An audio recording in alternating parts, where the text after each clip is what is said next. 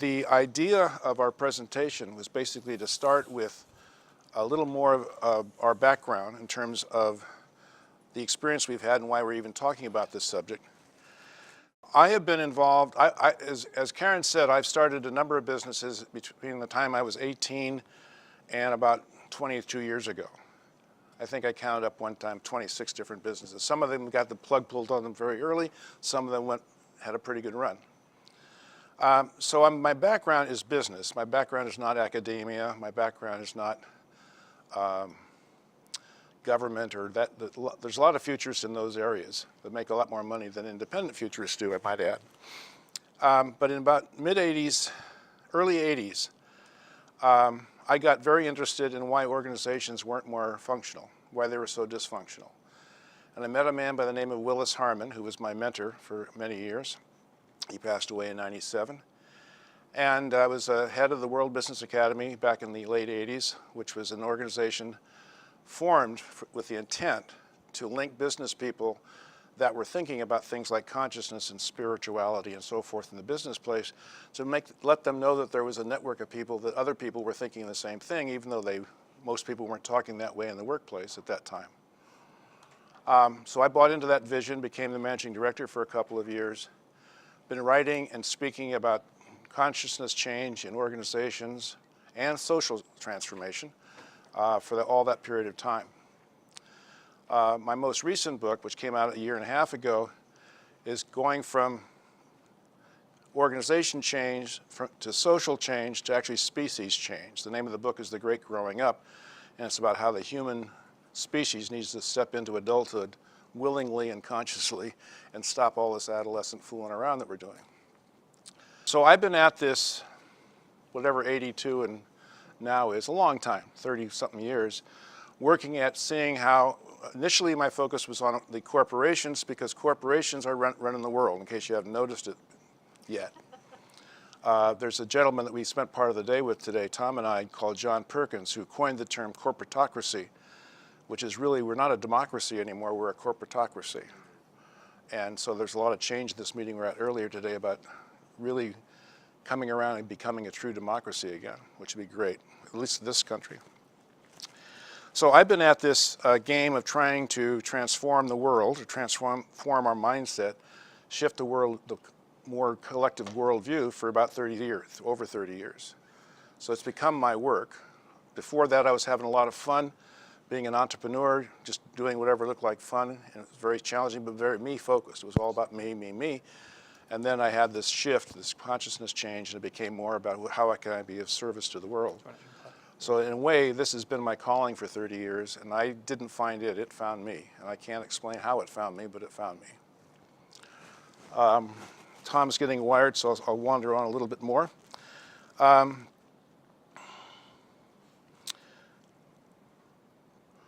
As I said, my background is basically business. So while a lot of people take a lot of the stuff I write and say this is hogwash, it's not possible, this vision is not possible, I say it is, or I wouldn't be wasting my time on it, because I am a pragmatist.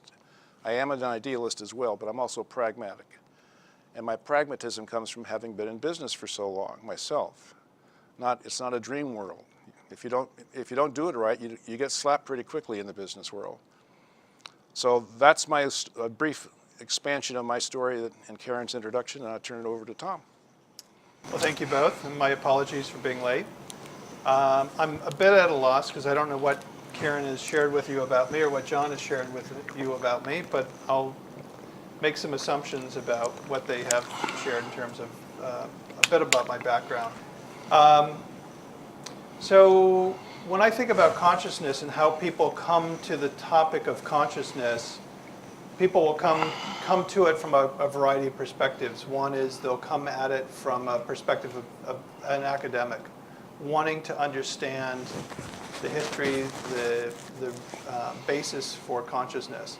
Others will come from a self-development perspective. Some will come at it from a perspective of wanting to learn and grow. And then some of us come at it from a place of personal crisis. And that's how I came into this area of crisis, or into consciousness. It was from a place of crisis.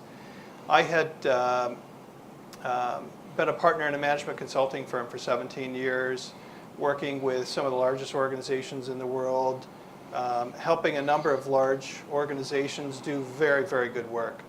And they were recognized as, in several cases, some of the top 10 best places to work in the world. And so I had a long history of doing very good work with organizations and was feeling very good about it, but I had very much a one-dimensional life. I had a very successful academic career, both undergraduate and graduate studies in business and psychology and organization dynamics, and being a partner in a management consulting firm. And then in 2004, that all came crashing down. I had a very significant health crisis and spent over a year housebound and spent about 3.5 years trying to figure out what was my role in life, what was it that I was going to be doing to spend the rest of my life if I was even going to continue to live, and I wasn't sure that I was going to.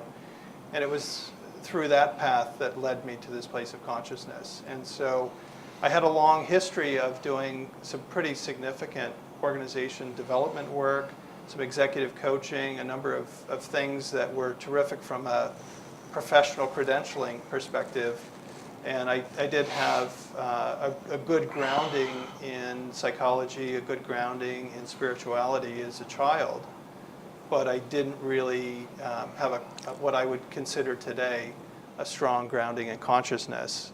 And it's only been in the last 10 years that I've been able to come to this place of bringing my organizational development background and my executive coaching background, 30 years of business history, and finally being able to bring consciousness into it in the last 10 years. Great. I thought the next thing we'd do is maybe look at our experience with change programs and what has worked and what hasn't worked as far as organizational transformations are concerned. Sure. I just saw an article the other day that the budget for leadership development in this country, just in this country alone, is $16.3 billion spent on leadership development.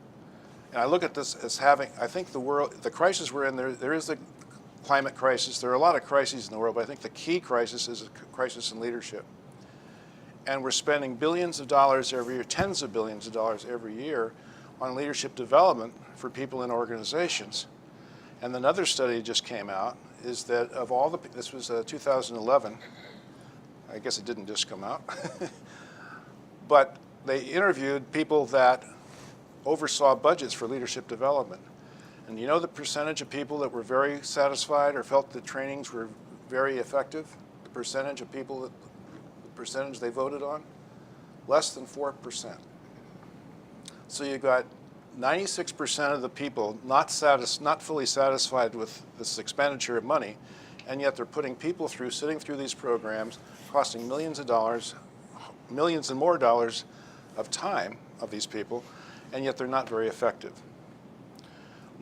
Two colleagues I know that are consultants. I'm not much of a consultant. I do a little bit of coaching, but I don't do a lot of consulting.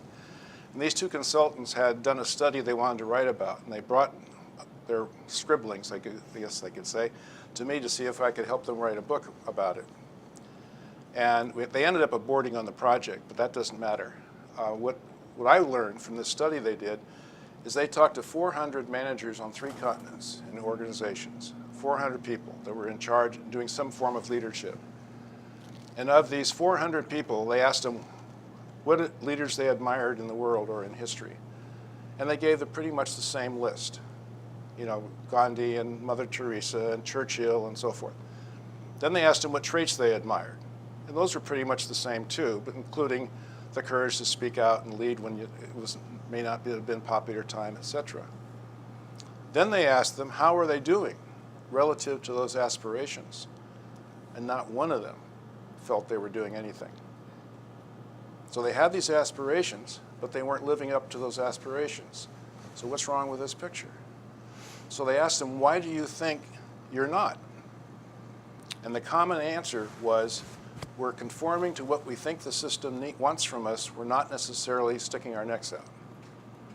And the one exception, they said, was when they had an emergency of some sort, they saw some pretty courageous leadership, but only in an emergency situation. That's pretty sad. We're spending all this money, all this time, making people sit through all these leadership development trainings and workshops, and it's a waste of money and time. So in my view, and I'm sure Tom will agree with this because that's why we're partners, is that what's missing in most, now there's a few people, I wrote about this in my newsletter a while back, a couple of years ago, and I got some very angry emails from friends of mine that are doing transformative types of leadership development. But they are a very small minority of the mass market out there. They might be the 3 or 4% that the people felt were very effective. But the bulk of the leadership development work that's being done out there is reading, learning, all this head stuff. But nothing changes in here. So the only time I've seen any organization, or for that matter, any leader change in a big way is when there's been a transformational piece to it, where they actually get reinvented, have an existential shift in their consciousness. And then they can lead differently. Organizations that have those kinds of experience will be different. They will turn their culture inside out if they have that profound experience. I was giving a talk at Naropa Institute in Boulder some years ago, and by talking to people as they were coming in, I realized that most of them were consultants. I seem to attract consultants for some reason. And so I asked them at one point, how many of you here have done organizational transformation work in an organization in the past? And they all raised their hand. Okay, how many of you got pretty well paid for that? And then the heads were nodding. And you were really pleased with how you did it? And yeah, they were pretty pleased with how you did it. How many of you had gone back a year later and recognized the person who hired you is no longer there? The things are still pretty much the same as they were. That big piece of paper where you had all your aspirations up is rolled up in a closet gathering dust someplace. And I didn't even ask them to raise their hands. All their heads were nodding yes, like little bubble heads. Now that's got to be pretty sad for them too. I mean, people do the work for money, so they got the money. They got the credit. They got to add that name, that client to their brochure. But you want to really, if you're really out to make change happen, you want to see it happen. So the consultants aren't satisfied, most of them. The customers aren't satisfied, so why are we doing this? So there's a number of people that have come up with various ways to transform leaders in a meaningful way. And our approach is just a little different. We don't see anybody covering that base, and we'll get into that in a minute. But you want to talk a little bit about your experience? Yeah, I guess I would share a couple of things. And this is something I read earlier this week. Novelist George Saunders was asked to give the commencement address at Syracuse University this past spring. And one of the things he shared with the students was, as he quoted, there's a very real danger that succeeding, in quotes, will take up your whole life while the big questions go untended. And for most of us, and most people in organizations, they're constantly being pulled between these two ends of the spectrum of money and meaning. And how do I spend my life? And for many of our leaders, many of our organizations, the playing field has been shifted so much to the bottom line and to the shareholders that stakeholders have been forgotten. And as a result, the people in the organizations are focused very much on the money end of the spectrum rather than the meaning end of the spectrum. And so, as I think George so aptly has identified, people are spending their whole lives trying to climb that corporate ladder, trying to do the right thing, trying to play it safe, and not tending to those untended to questions. And so for many of our organizations, and for many of the individuals in those organizations, whether they're at the leadership level or at other levels within the entity, they're focused on, how do I get promoted? How do I get my next pay raise? How do I keep my job? How do I pay my bills? And it's at the expense of, and it's a false duality of, I either have to have money or I have to have meaning. And so for many people in organizations, that's where they're finding themselves. And fortunately for me personally, and for John as well, we've had the benefit of working with leaders who are conscious. We've had the benefit of working with organizations that are trying to do the right thing for all the stakeholders and create that conscious environment. We'll talk about it in a little while, but that's the observation I would share with you, is that there is this very real false duality that's been created. Either I could do something for meaning I go work for a nonprofit, or I can go make money and find a for-profit company. And we're starting to see the emergence of, I think there are 27 states now that have changed the state code for the legal entity. And so benefit corporations, or B corporations, have emerged as a means of how can I be a for-profit company but still have meaning, still do the right thing, still take a multi-stakeholder approach. And it's unfortunate that people are seeing it that it's a product of the Internal Revenue Code as opposed to a product of leadership or poor leadership. Is everybody clear about the difference between a shareholder and a stakeholder? Anybody not clear? Okay. Stakeholder is a term that came into use, common use, among some people about 15, 20 years ago.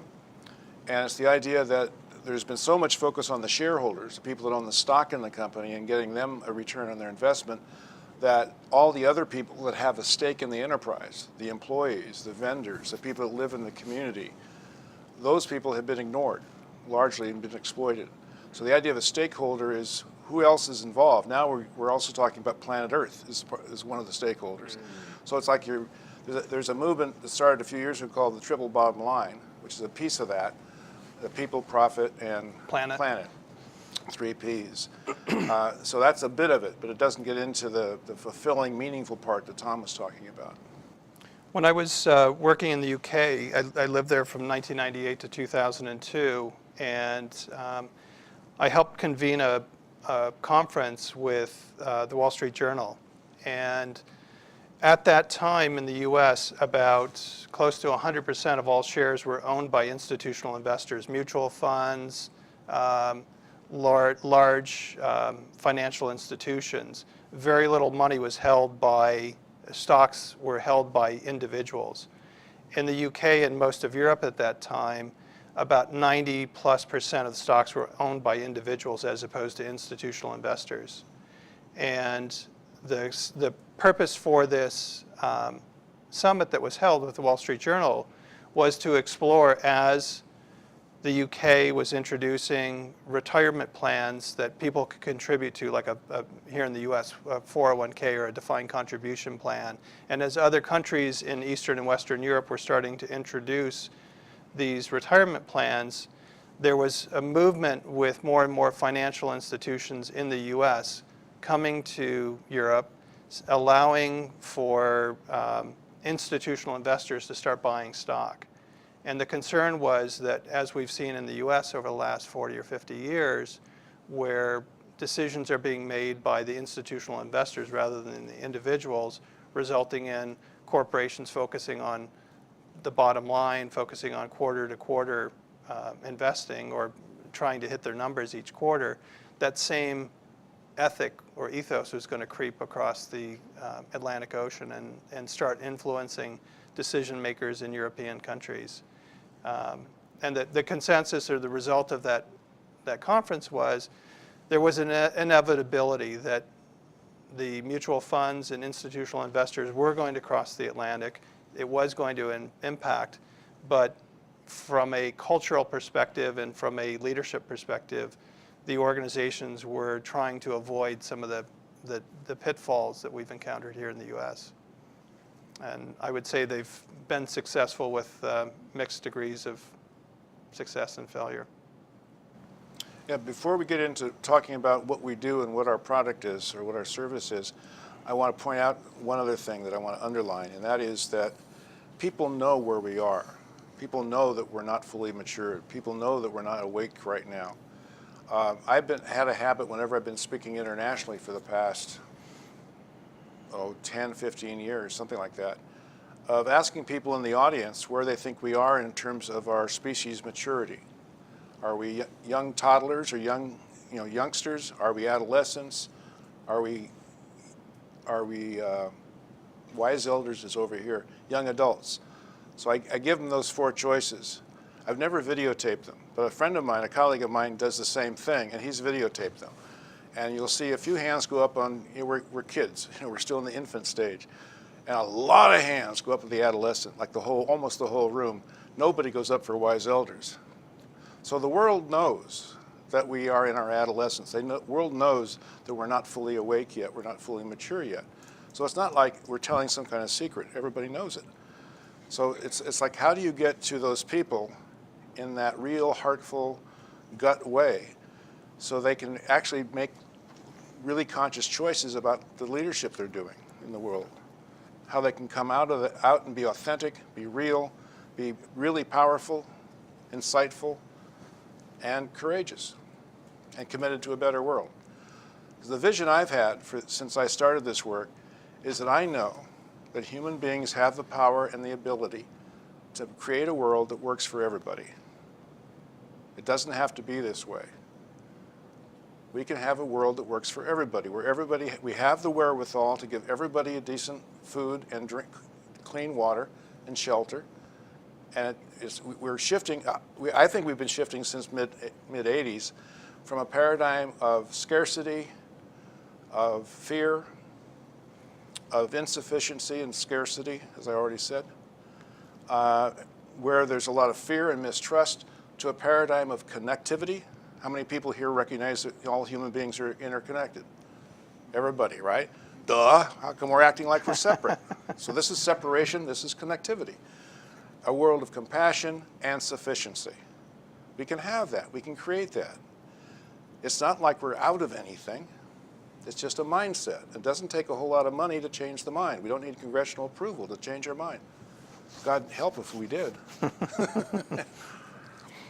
Want to tack on anything to that? I guess I would just share a couple of things. As we move from, as I think John aptly has said, from this adolescent stage to adult stage, unfortunately we've got a couple centuries of some pretty destructive behavior that's happened, and some pretty dysfunctional organizational structures that have happened.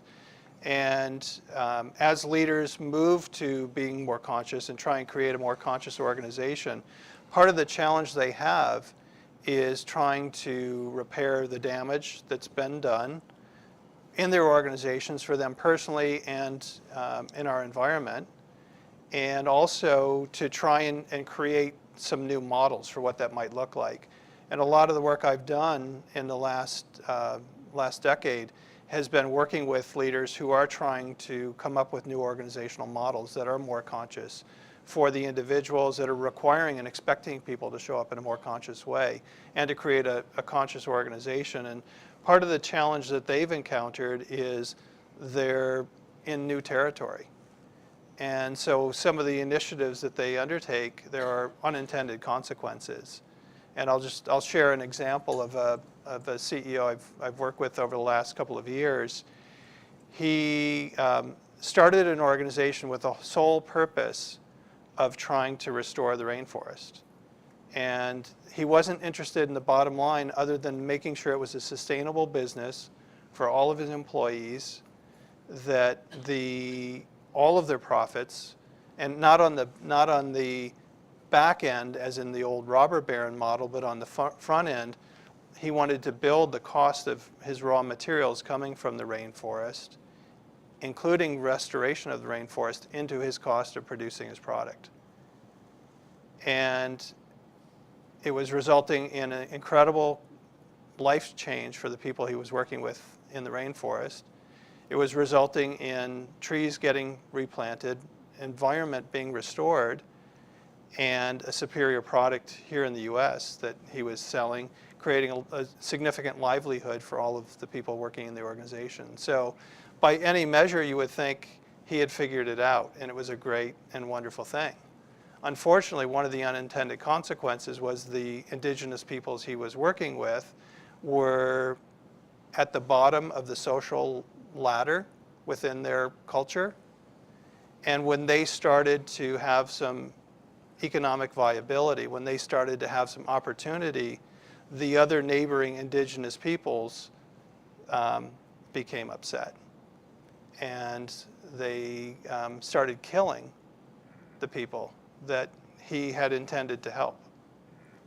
And that was an unintended consequence. And I use that as an example of, as we move into this place of trying to create more conscious organizations and more conscious leadership, there will be unintended consequences as we create these new models for what it might look like. And I could point to other examples of other leaders I've worked with, but it's going to be a rough period of time until we can figure this out. In part because there are the folks who don't want things to change, and they will be the ground grippers. They'll be holding on to the old way of doing things and making it very difficult for these new models that are attempting to emerge. And every time that these new models fail in some way, that will enable the ground grippers to hold on to the old way of doing things. And so I think it's going to be a tumultuous, at least another decade or two. So there have been a number of people that have tried different methodologies to bring about real substantial transformational change in leadership. Some of those are experiential workshops, weekend retreats. Very seldom is it a lecture. But there's a lot of different models, a lot of people doing some really good work out there. We have a model that we think is unique in terms of bringing about transformation, and Tom's going to talk about that now. Yeah, and what I would just share is that when it comes to personal transformation, and especially when we're talking about leaders and leadership development, there's an expression that's been around for a number of decades that hard is soft and soft is hard. And so when you try and do the hard things like finance, construction, the things that are hard, tangible assets, in the end, in terms of building an organization, they end up not having a lot of merit and not having a lot of value. But the soft stuff, meaning the internal terrain, is actually the real hard stuff. And it's what provides the tangible ingredients for both individual and organizational success. So when John and I have looked at what's out there and what are organizations doing in the realm of consciousness, what are they doing in the realm of leadership development, they do a lot of the same things. They'll run people through classroom settings. They'll run people through rotational assignments. They will send them overseas. They'll give them a mentor. But one of the things that's missing in that landscape of leadership development is peer-based learning. And when you're sitting in a room with a group of peers who've walked in your shoes, who've had the experiences you've had, there's an opportunity for you to show up in a different way. There's an opportunity for you to be held accountable because the BS factor gets filtered out pretty quickly. And the folks sitting there looking at each other, they both, or all of them, have collective experience and an experience of being in the trenches, so to speak. There's no opportunity for them to sort of fake it. There's no opportunity for them to try and pretend because they get called on it. And so what we've tried to put together is a new methodology for how to create that kind of environment. And it's a peer-based learning approach where we invite a dozen peers together, leaders from, it could be a single organization or a variety of organizations, and we'll ask them to spend a day together. And during that day, we create what we call a sacred space, or a differentness about the environment they're in. So it doesn't feel like a business meeting. It doesn't feel like I'm going to a house of worship. It doesn't feel like I'm someplace at home or in an athletic facility or someplace else. We try and create a differentness about the physical space that kind of put them in a different mind frame. And then we ask them to share their stories. And each individual is given as much time as they need to describe to everybody in the room how it is that they happen to be there today. What were the crucibles? What were the successes? What were the failures? What were the challenges? Not just tell us your name, tell us your age, tell us where you work, where you went to school, but really tell us who you are. and go to this place of what we call appropriate vulnerability, where they're sharing their story, they're sharing stuff about themselves, they're making an introduction to a group of strangers that they probably never shared with anybody in their life, especially in a single introduction.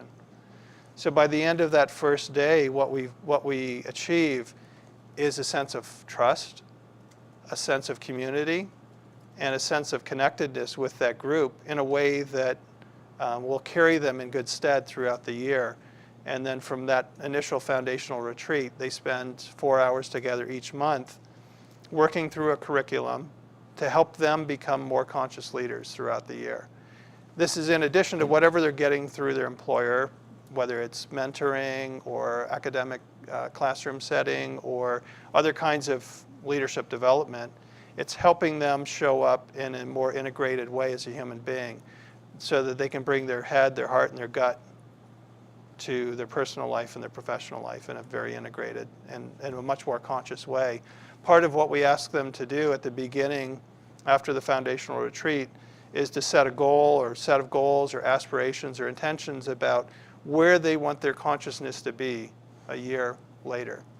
And what is it going to look like, and how will they know if they successfully achieved a higher state of consciousness? And then throughout the year, in addition to meeting with their peers on a monthly basis, they also have a 1-hour coaching session with the individual that we call the host that's hosting the group on a monthly basis. Which is what we're going to talk to these people about. I want to read the vision we have for the company. It's to shape the future of the world in a way that leaders and organizations of all kinds lead and develop our global society towards a human presence on Earth that is environmentally sustainable, spiritually fulfilling, and socially just. So that's our big vision. Our mission is to inspire, support, and develop and accelerate the consciousness of leaders in executive positions so that their organizations become less dysfunctional, more effective, conscious, socially responsible, and life-affirming. Our experience is that most organizations are life-draining as opposed to life-affirming. So that's why that phrase got in there. And you probably many of you have seen it, but in the most recent employee engagement surveys, and for those of you who aren't aware, up until about the late 80s, early 90s, employers, when they wanted to know what the climate was within the workforce, they would do an employee satisfaction survey. And they realized after a while that satisfaction really wasn't getting at the heart of the matter. And so a number of firms, including my old firm, developed this new methodology of really trying to understand how the workforce was doing. And so it became known as the Employee Engagement Survey. And in some of the most recent summary of the surveys that have been done, something north of 70% of employees are disengaged. Something north of 70% of them are saying, I will be leaving my employer. I will go work someplace else. I'm not happy with either the relationship I have with my subordinates, with my peers, with my superiors. I don't like the physical space that I'm working in. I don't like the leadership. I don't like the mission, vision, and values of the organization. I don't like the organization culture. I don't like the nature of my job. Or I'm being asked to do more than I can be fairly compensated for, or I am being fairly compensated for. And so, to John's point, we've got a crisis in the workforce in America that most people are not happy. And yet, what they tend to do is vote with their feet and just go someplace else and start over again and then become unhappy and then go work someplace else. So we have a model that we think you might be interested in if you're interested in building a practice, a coaching practice, or any kind of practice to supplement your coaching practice, if that's what you're doing.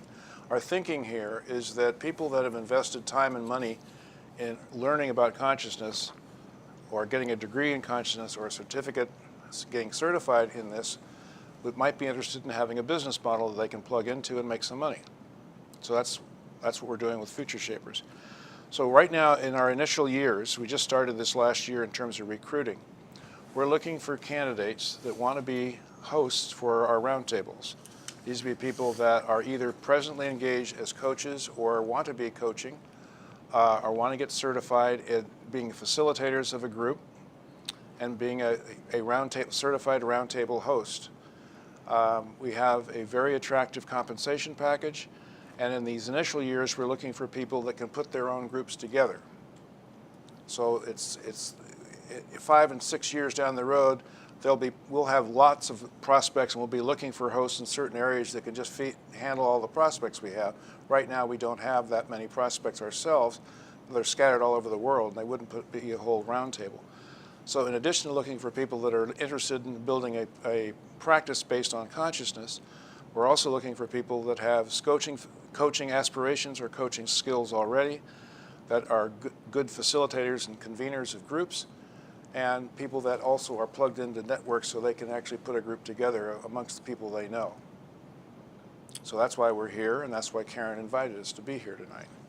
And I would just add, I mean, you probably already got a sense of this, but the world so desperately needs the human species to be more conscious. And the model that John and I put together is highly scalable. It can grow very, very rapidly. And our vision is that we create a more conscious world. And that's the motivation behind what we're trying to do, is to create an opportunity, to create a vehicle to help create a more conscious world. And anything and everything we can do to make that happen. As John said, I mean, he's been writing books on the topic for decades. And I've been spending the last decade of my life working with leaders, working with organizations to bring that level of consciousness. And if the world's depending on just John and I to bring this to the table, and programs like yours, it's not going to happen soon enough. It's not going to happen fast enough, because the time is running out for the human species on this planet if we can't bring more consciousness to our way of being. One of the things, I was on I recorded a couple of television shows Monday night on cable, but I get to use the videos, so that's the only reason. I know there's probably 5 people going to watch the show. But the MC asked me something about, he had just finished reading the book. And he said the thing that he liked about my most recent book is, at the end of the book, he felt like, yeah, we can do this. And that's the thing that's kind of the heart of my work, or heart of our work, is that if people recognize that they can actually make a difference, that we can have the kind of world that they would like their children and grandchildren to inherit, they will be more likely to get into action. But most people are sitting on their hands because they don't know what to do, and they don't think, I hear it all the time, what can I do?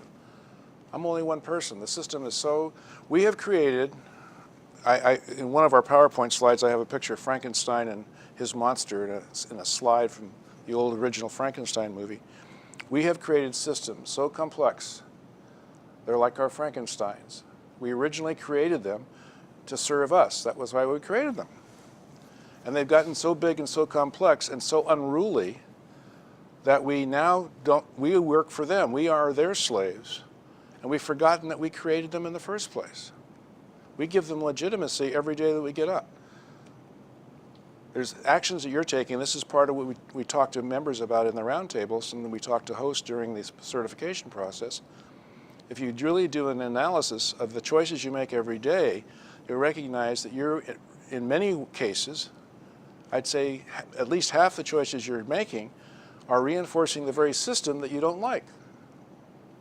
And you're probably not even aware of doing that.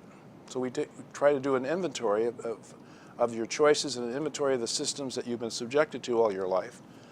And you think you're making free choices, and you're actually been influenced by hundreds of systems throughout your life. It's all part of waking up. There's a saying I happen to like, which is, it's hard to wake somebody who's pretending to be asleep.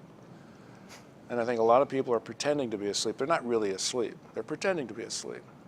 So we have a challenge. And part of that challenge is to get people to the point of view where they can see the possibility of this change happening. Yeah, I can do that. Everybody in this room can make a huge difference in whatever organization or family or organization that you're part of. If you've got the chutzpah, and you've got the vision, and you know you can make a difference.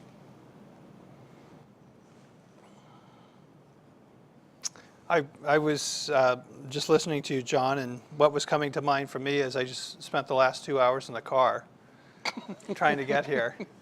And the whole way, there was just this sea of automobiles. Brake lights in my side of the highway and headlights on the other side. And I was listening to the radio, and I was listening to a leader from the Philippines. He was speaking before the United Nations, talking about the destruction of this horrible, and he refused to call it anything other than man-made disaster that hit the Philippines. And he literally broke down in tears as he was presenting before the UN about it's time for the world to change. That was a man-made disaster that struck the Philippines. It was a result of climate change and man's contribution to it. And he said, we have to stop denying that man has had any involvement.